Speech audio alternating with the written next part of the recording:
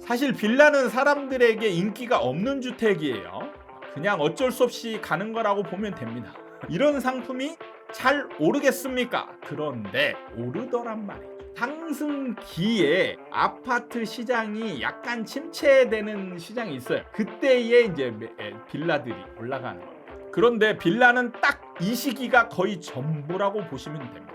어쩔 수 없이 사는 상품인데 단지 그 시기에 좀 오르는 시기가 되면 빌라 공급이 엄청 많아집니다. 왜? 빌라는 짓기가 수월하고 기간이 짧아요. 그래서 그 건축업자 중에 소형 건축업자들이 있어요. 이 사람들이 빌라를 건드려요. 그럼 이 사람들은 어떤 식으로 접근을 하냐면 땅만 있으면 돼. 땅만. 예. 그리고 자기 돈도 필요 없어요.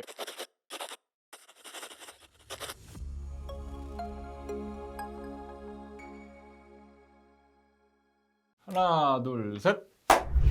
안녕하세요. 아파트 사이클 연구소 소장 이현철입니다. 오늘은 전세가를 알면 부동산 투자가 보인다.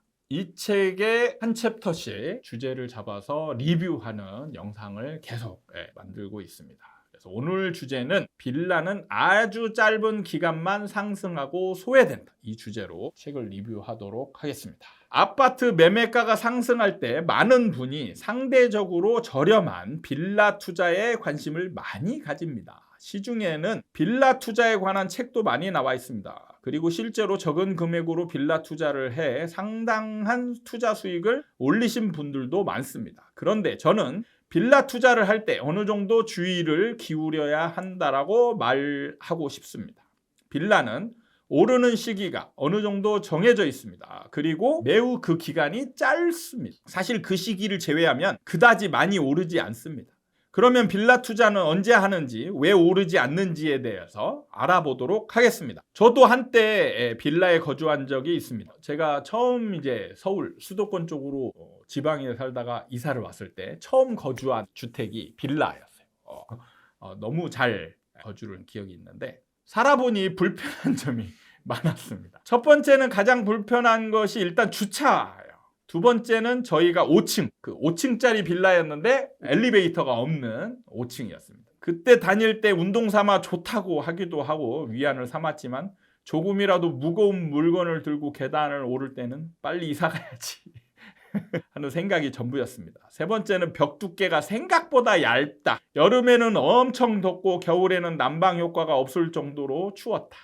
사실 빌라는 사람들에게 인기가 없는 주택이에요. 그냥 어쩔 수 없이 가는 거라고 보면 됩니다. 이런 상품이 잘 오르겠습니까? 그런데 오르더란 말이죠. 빌라도 오른다. 안 오른다 이게 아니에요. 올라요. 빌라도 올라요. 빌라가 많이 오르는 시기가 있습니다. 바로 아파트 사이클에서 하향 안정기 시점입니다. 그러니까 아파트에 비해서 늦게 된다라고 보시면 돼요. 이 시기에 주택 매매 시장이 아직 침체기에서 크게 벗어나지 못해 사람들이 투자에 머뭇거리고 있기 때문에 매매가는 정체되어 있습니다. 특히 아파트의 경우 매매가가 거의 오르지 않습니다. 이때 밑에서 전세가가 치고 오릅니다. 전세가가 급등해서 세입자들이 크게 부담을 느끼고 아파트 매매가는 올라갈 기미가 보이지 않아 꼭 아파트를 사야 하나 의문이 드는 시기죠. 이럴 때 세입자들, 특히 자금이 많이 부족한 세입자들의 경우 급등하는 아파트 전세에 감당하기 어려워 고민하다가 전세를 선택하거나 아니면 전세를 벗어나 자가를 고민하는 분들이 빌라 매매를 선택하게 됩니다. 임차든 매매든 빌라로 수요자가 몰리는 시기인 것입니다. 사실 이때는 아파트는 크게 인기가 없을 때 시장에 매물이 많이 나와 있어 매매가는 언제 떨어질지도 모를 것 같은 그런 분위기에 전세가는 급등해 있고 시장에 전세 매물을 눈 씻고 찾아봐도 없는 상황이라 자가로 가고 싶은 사람도 비싼 돈 들여서 아파트로 가고 싶은 생각이 잘 들지 않는 시기입니다. 때문에 저렴한 빌라로 눈을 돌리게 되죠. 전세난이 심해서 이때는 빌라도 전세 물건이 드물게 됩니다. 그렇다고 매수자들이 가격을 올려가며 사는 시기도 아니다. 주로 급매물이나 시세보다 더 저렴한 매물이 없나 찾아보는 시기에 해당한다. 이거를 제가 좀 잘못 기술한 게 아닌가 싶은 게 하향 안정기 시점이라고 썼잖아요. 하향 안정기가 아니고요. 상승기에 아파트 시장이 약간 침체되는 시장이 있어요. 그때에 이제 빌라들이 올라가는 겁니다. 결국에는 상승기에 일어나요. 지금 내용을 보더라도 상승기에 해당하는 시기예요. 그래서 상승을 한참 하다가 이게 계속 오르는 게 아니에요. 먼저 오른 것들은 일종의 정체기를 갖습니다. 정체기 가지고 올라가고 빌라 올라가고 그 다음에 나중에 한번 돌아요. 돌아서 또 아파트 올라가요. 이런 시기라고 보시면 돼요. 그래서 이제 빌라가 전세에 밀려서 매매가가 올라가는 시기다. 그러니까 정확한 시기로 보면 이제 전세난 끝 무렵 때 이제 빌라가 본격적으로 올라간 거예요. 그런데 빌라는 딱 이 시기가 거의 전부라고 보시면 됩니다. 빌라 가격이 상승하면 이때다 하고 빌라 분양자들 있죠. 너도 나도 분양을 시작해요. 이때는 정말 잘 팔립니다. 그런데 처음부터 전제를 깔고 시작했습니다. 바로 빌라는 살기에 불편하고 아파트에 비해서 삶의 질이 너무나도 떨어지기 때문에 인기 상품은 아니다라는 거예요. 어쩔 수 없이 사는 상품인데 단지 그 시기에 좀 오르는 시기가 되면 빌라 공급이 엄청 많아집니다. 왜? 빌라는 짓기가 수월하고 기간이 짧아요. 그래서 그 건축업자 중에 소형 건축업자들이 있어요. 이 사람들이 빌라를 건드려요. 이 사람들은 어떤 식으로 접근을 하냐면 땅만 있으면 돼. 땅만. 그리고 자기 돈도 필요 없어요. 그러니까 땅을 사서 하는 게 아니고요. 뭔가 단독주택이나 뭐 좀 땅덩어리가 빌라를 짓기에 적합한 땅덩어리가 있잖아요. 그럼 그 안에 빈 땅 이런 거 이제 나대지라고 해요. 땅만 있는 걸 나대지라고 하는데 서울 수도권에 나대지가 별로 없어요. 대부분 건물이 있습니다.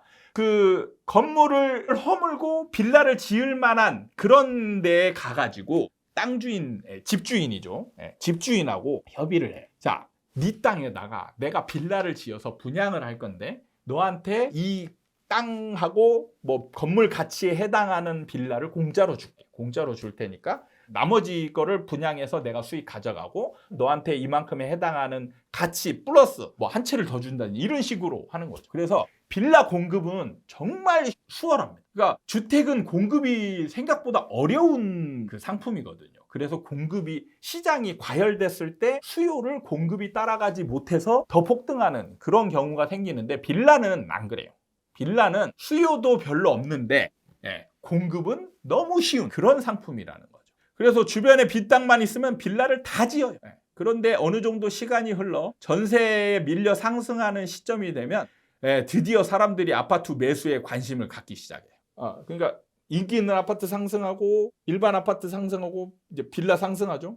그러다가 조금 지나면 다 상승했잖아요. 그러면 사람들이 이제 점점 미쳐요. 그럼 또 어떻게 해요? 돌아서 또 인기 있는 아파트를 또 사요. 아파트들이 치고 올라가. 그러면 이제 투자자들은 뭘 사요? 빌라를 안 삽니다. 이때부터 아파트로 그냥 이제 쏠리게 돼. 근데 아파트들이 좀 안 오르고 빌라가 저렴해지고 상승기인데 그러면 빌라 쪽으로 몰리죠. 그럼 수요가 늘어나죠. 그런데 그 늘어난 수요에 맞춰서 공급이 확 늘어나요. 근데 여기서 갑자기 수요가 쫙 빠져나가. 다른 쪽으로 쫙 빠져나가. 그럼 어떻게 해요? 빌라는 잘 안 오르게 됩니다. 물론 빌라가 가격이 내려가는 것도 아니고 어느 정도 상승은 할 수 있어요. 그러나 그것도 세 발의 피 정도다. 나는 빌라를 가지고 있는데 지인은 아파트를 가지고 있습니다. 상승하는 가격이 다릅니다. 이때 손해가 본 것보다 더 배가 아프게 됩니다. 이게 바로 상대적 박탈감이라는 심리입니다. 오르긴 올랐으나 지인에 비해서 터무니없이 적게 올라가 안 오른 것만 못한 상황이 되는 겁니다. 많은 사람이 부동산에서 착각하는 게 있습니다. 바로 상대적으로 저렴한 상황이다. 우리 이거 좋아하잖아요. 상대적으로 저렴한 거. 상대적으로 저렴하기 때문에 나중에 올라가지 않을까 하는 기대.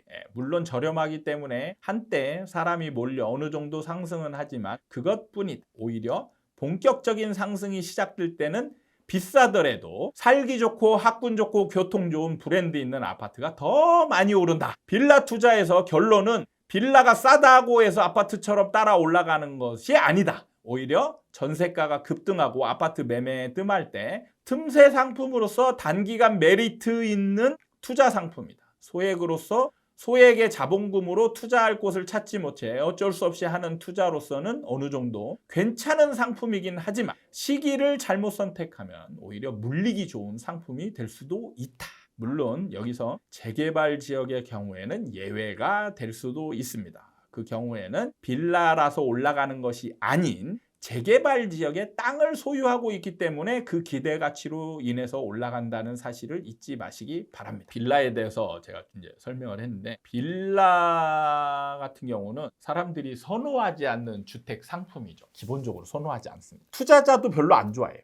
이게 언제 썼냐면 2017년에 쓴 거예요. 2017년에 이 책을 쓰고 2018년에 이제 이게 출간이 됐어요. 만약에 정상 사이클이었다면 빌라 같은 경우에는 한 2018년 정도까지 상승하고 대부분 상승을 어느 정도 멈춥니다. 근데 저번 사이클에서 다른 현상이 벌어졌죠. 그게 뭐예요?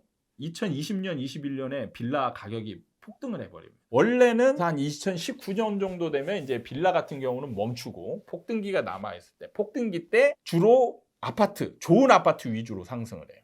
근데 왜 그때 올랐냐? 바로 원인이 있어요. 그게 뭐냐면 바로 임대차 3법입니다. 여기에서 빌라는 사실 전세가에 밀려 올라가는 거예요. 근데 폭등기에서는 왜 빌라가 안 올라가냐? 폭등기에서는 매매가와 전세가 갭이 벌어져요. 그래서 밀려 올라갈 수 없게 돼요. 그래서 빌라는 올라가는 게 멈추게 됩니다. 그러면 전세가에 올라가는 정도보다 매매가 올라가는 상황이 더 급하게 돼요. 아파트도 벌어지고 빌라도 벌어져요. 투자 수요는 어느 쪽으로 가느냐? 아파트, 좋은 쪽으로 몰리게 돼요. 그래서 그때 폭등기가 일어나는 거고, 그렇게 되면 투자 수요가 줄어들기 때문에 빌라나 이런 것들은 상승을 하지 않게 됩니다. 근데 왜 임대차 3법이 올랐다라고 하냐? 임대차 3법 때문에 전세가가 다시 급등을 해버려요. 2020년 8월부터 2020년 말까지 6개월 동안에 전세가가 어마어마하게 올라요. 그 6개월 동안에 어느 정도 오르냐면 박근혜의 전세난이 있을 때 4년 동안 오른 가격보다 그 6개월 동안에 오른 전세가가 훨씬 더 많아요. 그럼 어떻게 돼요? 다시 이렇게 빌라가 벌어졌던 전세가가 팍 치고 올라와요. 그럼 어떻게 돼요? 다시 밀려 올라가는 거예요. 그럼 다음에도 다음 사이클에 그런 일이 있냐? 없어요. 이제 다음 사이클에서는 없습니다. 왜? 임대차 3법이 있어요, 없어요? 있어요. 그럼 있는데 올라가는 거 아니냐? 여러분은 원인을 잘 모르기 때문에 그래요. 임대차 3법 때문이지만 임대차 3법이 새로 적용됐기 때문에 그 기간에만 오른 거예요. 그 원인을 정확히 알아야 됩니다. 임대차 3법이라는 제도 때문에 된 게 아니고, 모르는 제도가 새로 적용될 때 사람들이 패닉 상태가 돼서 임대인은 임대 매물을 내놓을 수 없는 상태가 됐어요. 임대 매물이 확 줄었어요. 수요와 공급이 그냥 아예 어긋나 버렸어요. 수요는 그대로 있는데 공급이 갑자기 순간적으로 없어진 거예요. 그러면 자, 다음 사이클에 다른 상황에서 이런 상황이 벌어지냐 안 벌어지냐? 안 벌어질 가능성이 매우 높죠.